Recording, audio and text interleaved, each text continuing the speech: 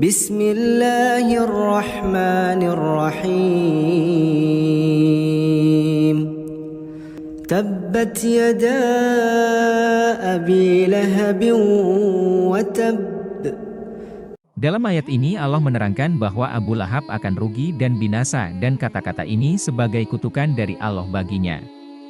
Binasa pada kedua belah tangannya karena tangan adalah alat bekerja dan bertindak. Bila kedua belah tangan seseorang telah binasa, berarti ia telah binasa. Dikatakan Abu Lahab, padahal namanya Abdul Uzza, karena ia berwajah tampan menawan.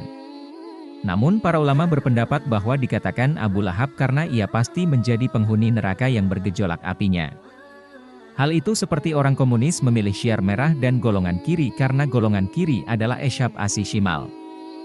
Permulaan ayat ini adalah kutukan atas kebinasaan Abu Lahab dan penutupnya adalah sebagai keterangan dari Allah bahwa kutukan tersebut telah terbukti dan Abu Lahab pasti rugi di dunia dan di akhirat. Ketika ayat Tabbat yada abi lahabin wa tabba turun, Ummu Jamil al-Aura'a, wanita yang sebelah matanya buta, binti Harb datang sambil berteriak-teriak. Ia membawa batu sekepalan tangan, seraya berkata, "Dia mencela agama kami menolak. Agamanya kami benci dan perintahnya kami bantah." Ketika itu Nabi Shallallahu Alaihi Wasallam duduk di dalam masjid bersama Abu Bakar. Ketika Abu Bakar melihat wanita itu, beliau berkata, "Wahai Rasulullah, wanita itu telah datang. Saya khawatir dia melihatmu." Maka Rasulullah Shallallahu Alaihi Wasallam berkata, "Dia tidak akan melihatku." Kemudian Nabi membaca sebuah ayat dan berlindung dengan menggunakan ayat itu.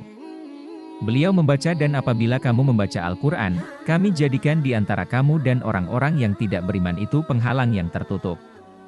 Wanita itu berdiri di depan Abu Bakar, namun ia tidak bisa melihat Rasulullah Shallallahu Alaihi Wasallam. Ia berkata, "Hai Abu Bakar, aku mendapat kabar bahwa temanmu itu telah menghinaku." Abu Bakar berkata, "Tidak. Demi Tuhan pemilik Ka'bah, dia tidak mencelamu."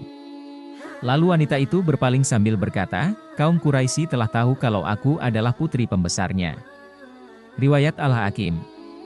Ma aghna anhu maluhu wa ma kasab. Dalam ayat ini, Allah menjelaskan bahwa apa yang menjadi kebanggaan Abu Lahab dalam hidup, yaitu harta dan kedudukan, ternyata sama sekali tidak dapat menyelamatkannya dari azab Allah pada hari kiamat. Begitu pula usahanya untuk memusuhi dan mengalahkan Nabi Muhammad tidak berhasil sama sekali. Abu Lahab sangat membenci Nabi Shallallahu Alaihi Wasallam dan paling gigih mengajak orang untuk menentangnya dan paling kasar menghadapinya. Raba'ah bin Uba'ad berkata, "Saya melihat Nabi Muhammad Shallallahu Alaihi Wasallam pada masa jahiliyah di pasar Zu al-Majaaz bersabda, 'Ucapkanlah tiada Tuhan melainkan Allah, niscaya kamu akan berbahagia.'" Orang-orang berkumpul di sekitar beliau. Di belakang beliau ada seorang laki-laki, putih warna mukanya, juling matanya, mempunyai 2 untayan rambut di kepalanya, berkata, "Dia Muhammad beragama Sa'bi, dan pembohong." Ia mengikuti Nabi kemana saja beliau pergi. Lalu saya bertanya, "Siapakah orang itu?" Mereka menjawab, "Itu adalah pamannya sendiri Abu Lahab." Riwayat Ahmad. Dengan ini dijelaskan bahwa Abu Lahab selalu menentang kebenaran dan menjauhkan orang dari mengikuti kebenaran. Ia menyatakan bahwa Nabi Muhammad Shallallahu Alaihi Wasallam adalah seorang pendusta. Ia juga menentang beliau dan merendahkan nilai agama serta petunjuk yang beliau bawa. Sayasla naran dzata lahab. Dalam ayat ini, Allah menegaskan bahwa Abu Lahab akan masuk neraka yang bergejolak dan merasakan panasnya azab neraka. Maksud pernyataan ini adalah bahwa sesungguhnya Abu Lahab akan mengalami kerugian, usahanya tidak akan berhasil dalam menentang agama Allah. Tidak ada gunanya harta, usaha, dan daya upaya untuk itu, karena Allah yang meninggikan kalimah Rasul-Nya, dan menyebarluaskan dakwahnya.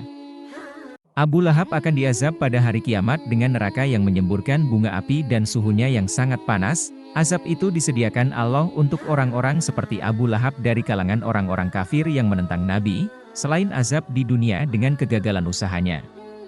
Istrinya sebagai pembantu utama dalam usaha menentang dan menyakiti Rasulullah Shallallahu Alaihi Wasallam akan diazab juga bersama-sama.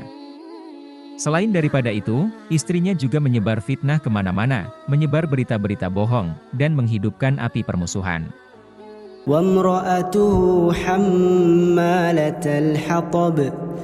Allah menegaskan bahwa istri Abu Lahab akan diazab sebagaimana suaminya. Istrinya bernama Arwa binti Harb, saudara perempuan Abu Sufyan bin Harb. Dia diazab karena usahanya menyebarkan fitnah dan memadamkan dakwah Nabi Muhammad. Orang Arab mengatakan bahwa orang yang berusaha menyebarkan dan merusak hubungan antara manusia seolah-olah ia membawa kayu api antara manusia, seakan-akan dia membakar silaturahim antara mereka. Ada pula yang mengatakan bahwa istri Abu Lahab menaruh duri, pecahan kaca, dan kotoran di jalan yang biasa dilalui Nabi Muhammad dengan maksud untuk menyakiti beliau. في جيدها حبل من مسد. Dalam ayat ini, Allah menyatakan keburukan perbuatan istri Abu Lahab, kerendahan budi dan kejelekan amal perbuatannya. Pada lehernya selalu ada seutas tali yang kuat, digunakannya untuk memikul duri-duri yang akan diletakkannya pada jalan yang dilalui Nabi. Pernyataan ini merupakan penghinaan bagi dirinya dan suaminya. Usaha istri Abu Lahab begitu keras untuk menyalakan permusuhan antara manusia, sehingga Allah mengisahkan dia sebagai seorang perempuan yang membawa kayu bakar yang digantungkan pada lehernya kemana saja ia pergi. Ini adalah seburuk-buruknya perumpamaan bagi seorang perempuan. Telah diriwayatkan dari Sa'id bin Musayyab bahwa Ummu Jamil, panggilan istri Abu Lahab, mempunyai sebuah kalung yang sangat mahal, dan ia berkata, "Sesungguhnya aku akan mempergunakan harga kalung ini untuk memusuhi Muhammad." Lalu Allah mengganti kalung tersebut dengan kalung dari api neraka.